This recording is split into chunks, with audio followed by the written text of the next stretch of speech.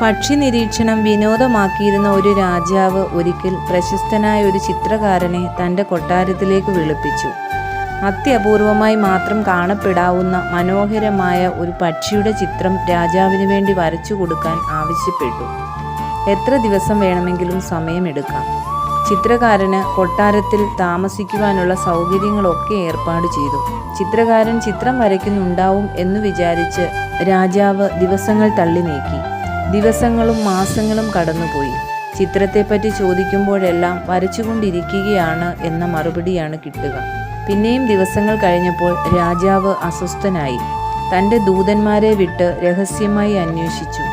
അവിടെ ചിത്രം വരെയൊന്നുമില്ല തിരുമേനി, ഒരു വെളുത്ത തിരശ്ശീല മാത്രമേയുള്ളൂ എന്നായിരുന്നു ദൂതന്മാരുടെ സന്ദേശം. എന്നാൽ 2-3 മാസം